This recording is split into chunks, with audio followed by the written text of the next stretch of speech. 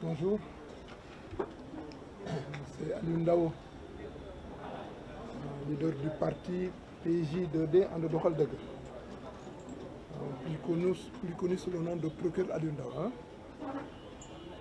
Et donc je suis venu participer à cette conférence de presse à la demande du comité exécutif. Je sais que je ne suis pas membre du comité exécutif. C'est à la demande du comité exécutif que je suis présent aujourd'hui.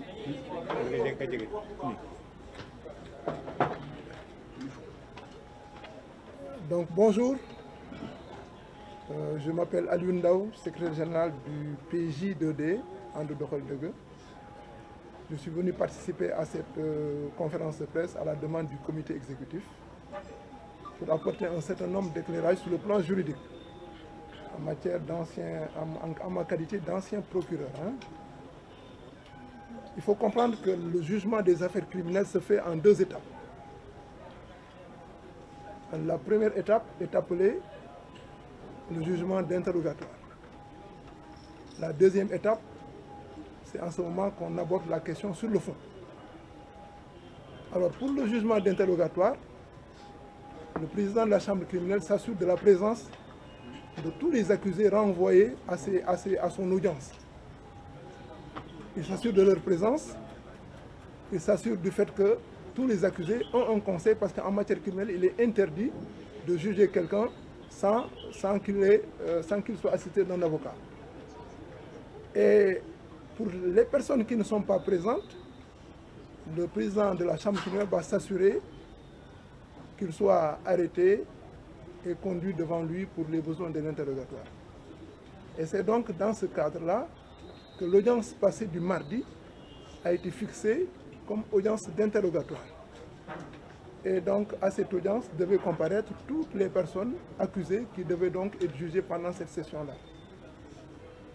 Ce à quoi on a assisté, c'est que dès le dimanche, on a vu des pelotons de policiers et de gendarmes se diriger à Ziguinchor dans le but de conduire Manu Militari, Ousmane Sonko, à la prison de Rebeuss, certainement. Et c'est là où il y a un gros problème sur le plan juridique. Il y a l'article 138 du Code de procédure pénale qui date de 1965. Et c'est sur la base de cet article 138 que les personnes mises en liberté provisoire ou qui n'ont jamais été détenues étaient arrêtées et conduites devant le président de la chambre, c'était même avant la chambre, le président de la cour d'assises. Moi-même, j'ai fait ça à plusieurs reprises. J'ai fait arrêter plusieurs personnes qui étaient accusées, renvoyées devant la cour d'assises, et pour que ces personnes soient présentes devant le président de la cour d'assises. Mais le problème, c'est qu'en 2014,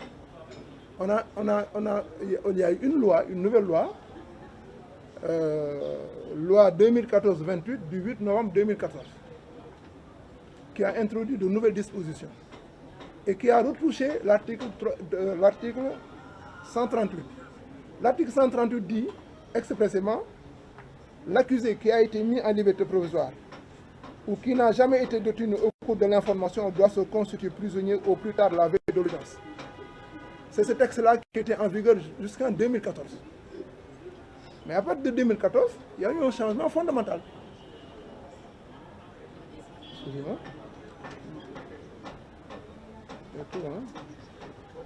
Alors, l'article 138 qui exigeait que la personne accusée en liberté provisoire ou qui n'avait jamais été détenue, que cette personne se constitue prisonnier, a été complètement modifié par l'article 238 de la nouvelle loi, qui dit: l'accusé qui a été mis en liberté provisoire ou qui n'a jamais été détenu se présente la veille de l'audience au greffe qui s'assure de sa représentation en justice.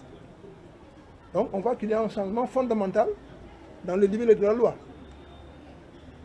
En vertu de l'article 238 qui remplace l'article 138, aucun accusé n'est obligé d'aller se constituer prisonnier. L'obligation qui est faite à un accusé, c'est de se présenter au plus tard la veille au greffe de la chambre criminelle pour qu'on s'assure de sa représentation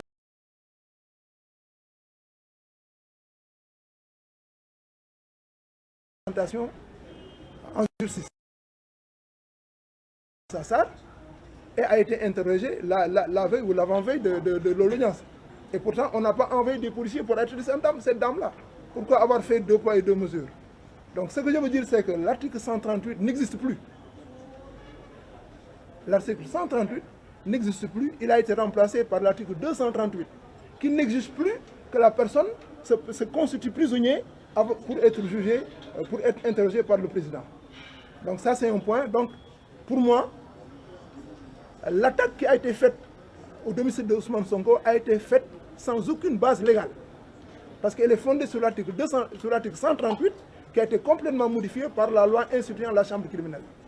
Le deuxième élément, c'est que l'ordonnance de prise de corps ne s'exécute pas avant l'audience d'interrogatoire. L'article 239 est clair. L'ordonnance de prise de corps est exécutée si, dûment convoqué par voie administrative au greffe de la chambre criminelle et sans motif légitime d'excuse, l'accusé ne se présente pas au jour fixé pour être interrogé par le président de la chambre criminelle. Autrement dit, l'absence de l'accusé est constatée par le président de la chambre criminelle au jour de l'interrogatoire. Et c'est à partir de ce moment que l'ordonnance de prise de corps est exécutée, et non pas l'enveille. Or, ce que les FDS ont fait, ou ont tenté de faire, c'est d'aller exécuter, en tout cas de prendre de force Ousmane Sonko pour le conduire de force à la prison, pour qu'il soit présenté le lendemain devant le président de la chambre criminelle, ce qui est tout à fait illégal. Et donc, je pense que sur ce plan, on peut d'ores et déjà pointer les responsables de tout ce qui s'est passé.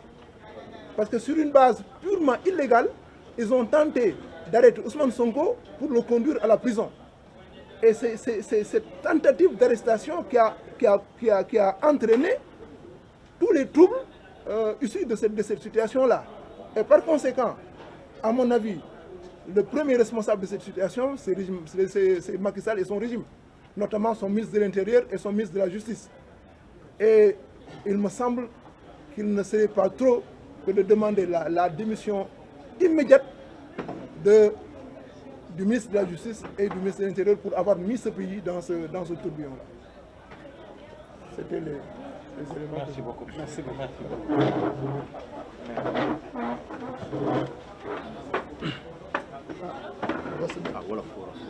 Ok. D'accord. Donc maa ngi leen di nuyu di leen ziar yéen ñëpp bi ma gëstoo mbir mi ci wàllu yoon dama gis ne dafa am jalgati yu mag yoo xam ne FDS dañ ko def mooy maanaam dafa am benn charte boo xam ne moom ne mu ngi ci code de procédure pénale boo xam ne depuis 1965 mu ngi ci te moo tënkoon maanaam ñi nga xam ne dañ leen a yeew yi may leen liberté provisoire wala xam ne kenn mosu leen teg loxo te ñu war leen atte devant la cour d'assises article 138 boobu moo doon maye sañ-sañ ñu dem jàpp leen yóbbu leen suñu nee suba la ñuy atte comme ça ñu mën a taxaw ci kanamu président chambre cour d'assises bi mu interroger leen balaa mu leen atte dañ gis ne article 138 boobu dañ ko dàq ndax depuis benn loi buñ indi depuis en 2014 nga xam ne moom moo instauré les chambres criminelles au niveau des tribunaux de grande instance cour d'assises yi fa lañ leen jeexale et l'article 138 bi am na beneen article bu ñëw bu bees bu ñu wooyee article 238 boo xam ne niñ ko tëggee benn la mais liñ ci changé mooy ki nga xam ne dañ ko war a topp kenn tegutu ko mu war a dem kaso pour se constituer prisonnier liñ ko laaj mooy na dem ci greffe tribunal greffe chambre criminelle bi pour que ñoom ñu vérifier ndax moom est-ce que moom dina ñëw ci atit maanaam pour mu présenter ses garanties de représentation en justice et donc loolu la loi bi teg léegi loi bi loi bu njëkk ba dàqu na dem na donc ñii liñ def ci loi bi lañ sukkandiku te loi bi amatul donc lii mooy wane ne li ñuy def tegul ci yoon ñaareel bi mooy li ñuy wax ordonnance de prise de corps nga xam ne juge d'instruction bi su boucler dossier ba renvoyer daf ciy décerner ordonnance de prise de corps contre l'accusé. L'article 239 est clair nee na ordonnance de prise de corps kenn mënu koo exécuter suñ ne suba la audience bi il faut que président chambre criminelle bi constater que ki ñuy topp ñëwul wuy si ci bés boobu bés bu ñu ko war a interroger su constaté que ñëwul ci bés boobu la ñuy tàmbale commencé exécuter ordonnance de prise de corps bi or li ñu gis mooy lan depuis dimanche lañ gis peloton de policiers et de gendarmes en direction de Ziguinchor et le lundi la veille de l'audience les incidents ont commencé donc loolu lay wan ne ñoom li ñu def teguñ ko ci yoon waaw loolu daal te ñu jàpp ne nag ñaari doomu adama ñoo responsable ci situation bi muy Antoine Félix Diome en tant que ministre de l'Intérieur et le ministre de la Justice ñoom ñaar ñoom ñoo nekk ci mbir mi seen loxo la jaar évidemment seen patron Macky Sall kenn di warante ne il est responsable mais les premiers responsables c'est Ismaïla Madior Fall et Antoine Félix Diome et par conséquent au nom du F24 nous demandons leur démission immédiate maanaam ñu tekki seen ndombol tànk lu mu gën a gaawee ndax ñoom ñoo dugal Sénégal ci guddi gi nekk fi mu ne nii.